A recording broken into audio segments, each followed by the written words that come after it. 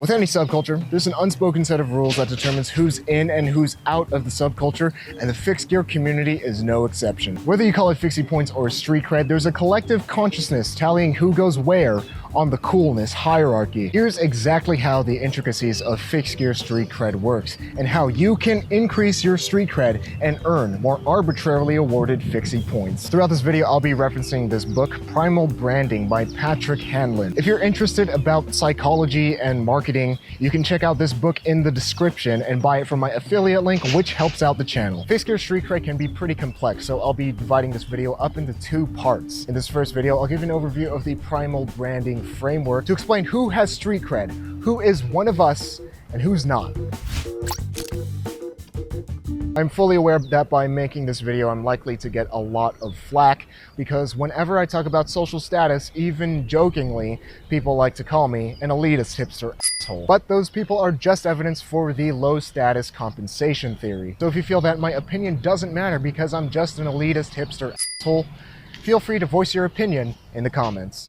We've all seen them. They're those people whose bikes have those 40+ deep V's and more colors than are on the rainbow. It's almost endearing when you see these builds because their owners think that they're expressing themselves and being completely original. Meanwhile, us within the fixed gear community just see this as another predictable beginner, or worse, a poser. The premise of the book Primal Branding is that in order to have an effective brand, you need to have a tribe, and you also need to have certain elements in place that keep this tribe together. You can even think of the fixed gear community as a brand with a tribe. So here are the elements that drive the subculture and determine who's one of us and who's not. The first element is the creation story, which explains where a brand comes from. To become a part of something, you first need to build trust. And one of the most effective and essential ways to building trust is explaining why you exist. Fixed community's creation story is rooted in some of the first bicycle designs from the 1800s. Even the first Tour de France was ridden on fixed gear bikes, which is pretty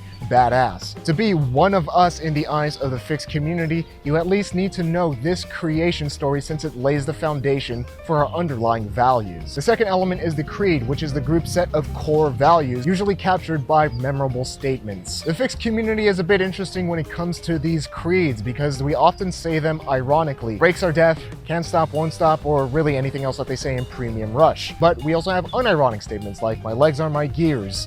But I suppose that you could also say that ironically.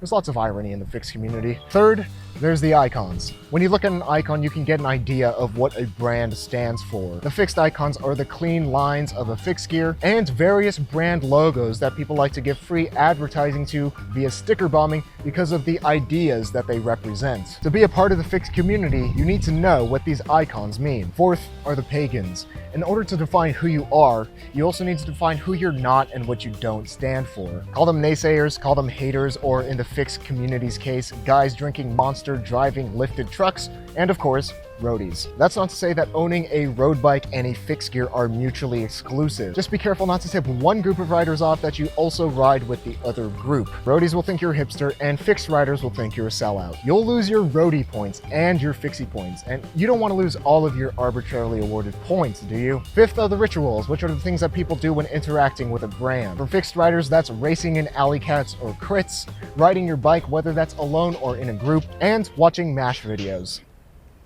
Or Zach Gallardo videos. Six are the sacred words.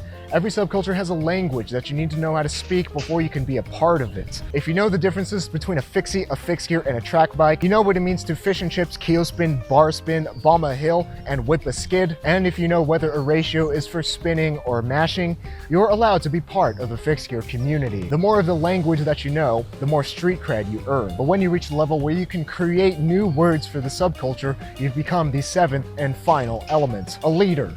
But not leader bikes. May they rest in peace. The leaders are the people who kicked things off, the people who said, forget all of you naysayers, I'm gonna do what I want, people are going to like it, and it's gonna be rad. For fixed riders, those leaders are Mash and Macaframa, since their movies were instrumental to popularizing fixed riding in the mid-2000s. These are the elements that keep a community together and thriving.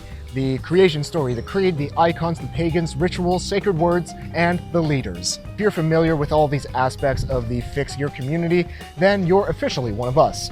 But you probably already knew that. If you didn't know all this stuff, hit that subscribe button and the bell icon to catch the second installment of Fixed Gear Street Cred Explained. In the next video, I'll show the factors that influence Fixed Gear Street Cred and show you how you can earn more fixie points with your build. If you want to dig deeper into the stuff and you like getting into people's heads, the affiliate link for Primal Branding is in the description, and again, it helps out the channel, which I really appreciate. Here's the question of the day.